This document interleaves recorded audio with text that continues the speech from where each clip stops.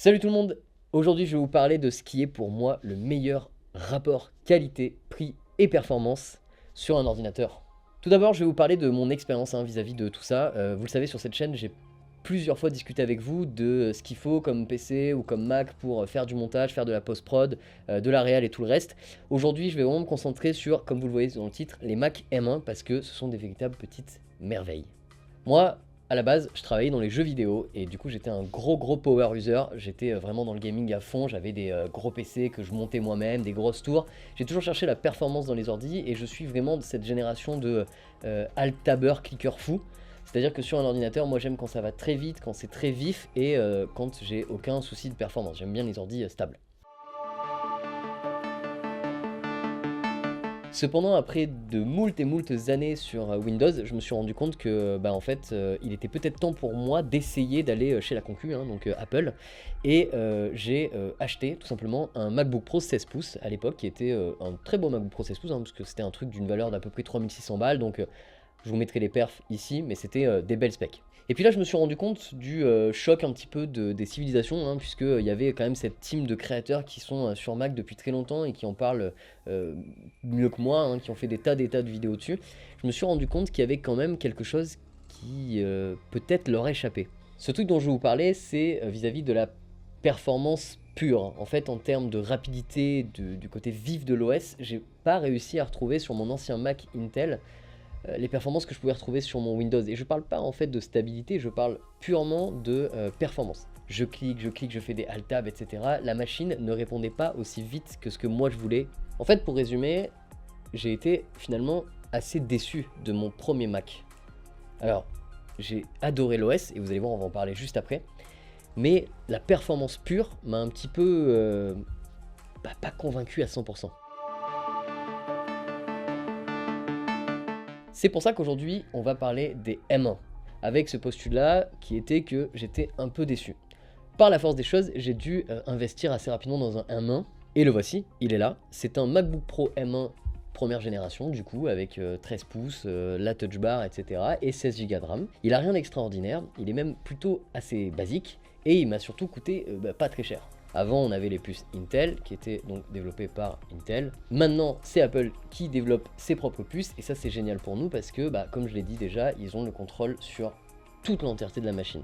En réalité, ça va nous apporter quoi? Eh bien, déjà, on va avoir une machine qui se place à un placement tarifaire tout à fait correct. Là, vous allez voir que le rapport qualité-prix est assez hallucinant. Et surtout, on va pouvoir gagner beaucoup de performance. Je m'explique. Première chose qui change, c'est l'alimentation de ces processeurs. Donc, en fait, ils sont à 15 watts.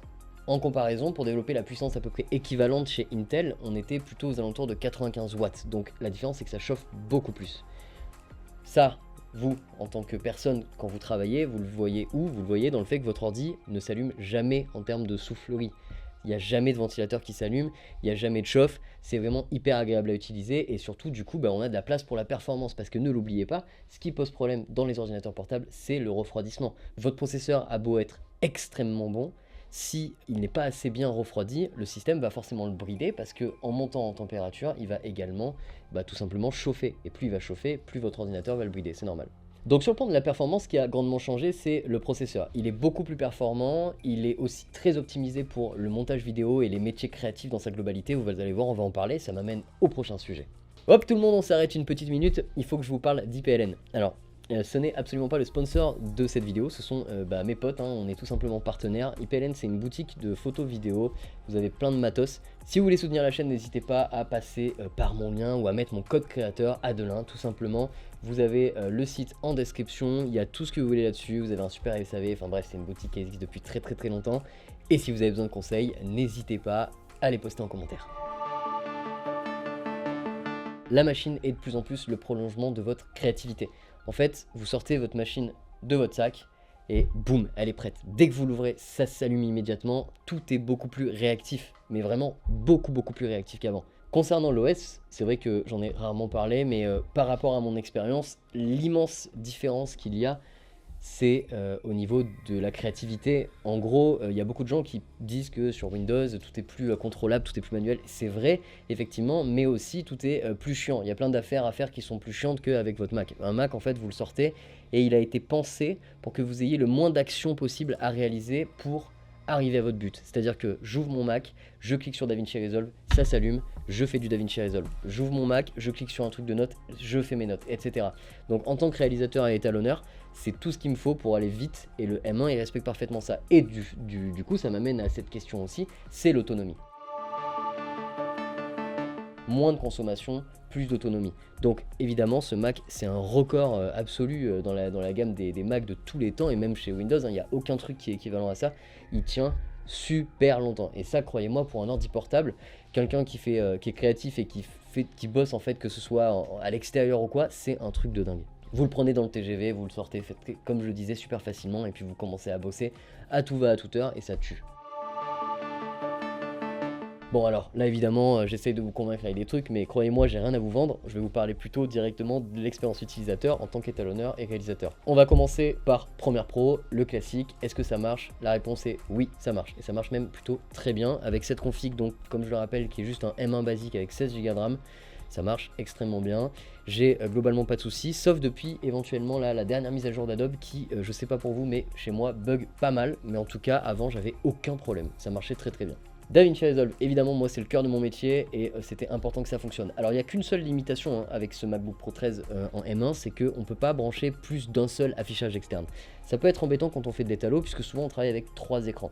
Moi, ma config actuelle, c'est 2 écrans. Donc j'ai mon écran d'étalonnage que vous voyez ici et cet écran-là qui me permet juste de contrôler tout le reste.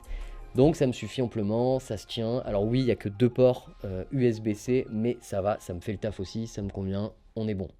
Concernant les performances sur DaVinci Resolve, il a été extrêmement optimisé pour les M1. Et ça, c'est vraiment génial. Blackmagic, ils ont tout de suite développé le logiciel pour qu'il marche à fond sur les M1. Et ça, franchement, on le salue à 1000%. Donc, croyez-moi, j'ai jamais bossé sur un logiciel aussi stable, aussi puissant et surtout aussi fluide. C'est vraiment génial. Donc là, c'est pas pour vous vendre un truc, mais ça fonctionne infiniment mieux sur macOS et bien sûr sur M1. C'est absolument abusé, c'est génial. Pour le reste des logiciels type Lightroom, etc., vous savez, moi j'en fais pas, donc je peux pas vous dire à quel point ça fonctionne, mais je sais que ça fonctionne plutôt très bien depuis que tout est optimisé en M1, ça marche globalement assez bien. Concernant le reste du travail en tant que réalisateur, donc par exemple quand j'ai besoin de prendre des notes, d'écrire des choses et tout ça, comme je vous le disais, il m'accompagne partout, il est pas très gros, je le sors, je l'ouvre, il est réactif, et puis j'attaque direct mes notes, je le referme, je repars chez moi sans jamais me poser la question de la batterie, et ça c'est trop cool. Dès le Mac Mini, pour un prix qui est vraiment pas cher du tout, vous allez avoir en fait les mêmes performances que ça, juste vous allez devoir rajouter un écran, mais ça va tenir de fou. Le MacBook Air, je l'ai testé puisque j'ai quelqu'un dans mon entourage qui l'a depuis plus d'1 an aussi, depuis sa sortie en fait, et ça marche aussi du tonnerre. J'ai même fait du Resolve 8K avec, c'est ridicule, du Red Raw en 8K, et ça marchait nickel. Il y avait très peu de drop frame, ou en tout cas c'était assez fluide à regarder, et globalement, le MacBook Pro 13 est encore pour moi un truc de ouf en termes de prix. On va dire que globalement pour une moyenne d'à peu près 1000 €, on a une machine qui est absolument fiable. En plus le prix des machines a considérablement baissé, vous pouvez même les choper d'occasion, c'est foncé, c'est vraiment génial. Alors quid de la configuration 8 Go de RAM, je sais pas trop parce que à part le MacBook Air qui est en 8 Go que j'ai testé, le mien est en 16 donc je ne sais pas. D'après moi vaut mieux en 16 quand même pour voir plus large, mais moi en tout cas j'ai jamais eu aucun souci, ça marche super bien. Maintenant la différence, et je vous fais cette petite comparaison, c'est par rapport à mon i9, donc mon ancien Mac i9. La vérité c'est que ma machine à 3600 € tournait nettement moins bien que ce Mac là à 1500 balles. Vraiment nettement moins bien, pour la moitié du prix et même plus. La grosse différence qu'il y a, c'est que j'ai toujours la même dalle qui est toujours aussi belle, elle est certes un poil moins définie, mais ça c'est pas très grave. Par contre, ce que je trouve hallucinant, c'est que j'ai plus de puissance avec, et surtout il souffle jamais. Moi mon ancien 16, dès que j'allumais il soufflait, c'était lent, il y avait beaucoup de ralentissements, j'avais des gros soucis sur les logiciels. Dès que je commençais en fait à avoir mon Resolve et à faire de l'étalo avec de la 4K, de la 6K, de la 8K en RAW, je commençais à avoir des ralentissements au fur et à mesure, et dès que j'ajoutais en fait des effets, ça commençait vraiment à se ralentir. Je sais pas si vous ça vous le fait, mais j'imagine que si vous avez un Mac Intel c'est le cas. Là, terminé tous ces problèmes là. Du coup on valide à 100%, d'où le fait que j'appelle ça vraiment le meilleur rapport qualité-prix-performance, c'est vraiment hallucinant. Et en le comparant à des machines Windows, bien entendu, là aussi il y a une énorme différence. Je pense très clairement que il n'y a aucune machine Windows actuellement due au processeur Intel en fait, ou AMD, qui peuvent l'égaler à cause encore une fois de cette histoire de consommation dont on parlait au début, de 15 watts et tout ça, qui font que on a une puissance ultra contenue dans très peu de watts, donc c'est génial. Alors quid des autres gammes et pourquoi je parle que des M1? Parce que personnellement, justement, je trouve que c'est un rapport qualité-prix de ouf. Ici, à l'agence, au bureau, tout le monde bosse sur Mac. Sur les M1 Pro, ouais, pas du tout, voilà. Et notamment, par exemple, sur les M1 Pro, on va pouvoir faire des montages sans proxy, par exemple. Et ça, c'est génial. Même sur les M1, des fois, sur certains types de rush, on peut le faire aussi. Et ça, c'est fou. On peut mettre de la 422 bits MP4 direct dedans comme ça. On n'a même pas besoin de faire de proxy. Ça marche sur Premiere. Et ça, c'est ouf. Et vous, les monteurs, si je vous dis ça, vous savez très bien de quoi je parle. Ça va vous changer la vie. Les M1 Pro donc, sont encore meilleurs. Les M1 Max aussi. Alors, moi, de mon côté, j'ai pas de test purement ultra technique avec. Je sais qu'ici, tout le monde tourne à ça et que ça fonctionne du tonnerre.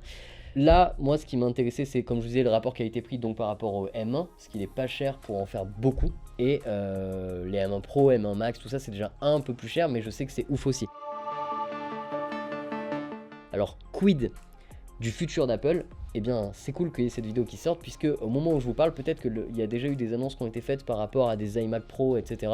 En tout cas, on aurait potentiellement une rumeur sur des nouveaux M2, donc qui serait, alors M2 ou autre, mais qui serait du coup la suite des M1, avec un nouveau MacBook Pro 13 pouces, un nouveau MacBook Air, et peut-être un nouvel iMac, je crois que ça, c'est quoi? iMac 27 et Mac Mini, exact. Et du coup, on a hâte de voir en fait ce qu'il en est du Mac Mini, du nouveau MacBook Pro 13. Est-ce que ça vaudra le coup de switcher? Pour l'instant, les premières rumeurs parlent pas d'un gain de performance énorme entre le M1 classique et le potentiel M2, mais apparemment il y a de l'amélioration, donc on verra ce qu'il en est. En tout cas, Apple m'a séduit alors que je me suis mis à le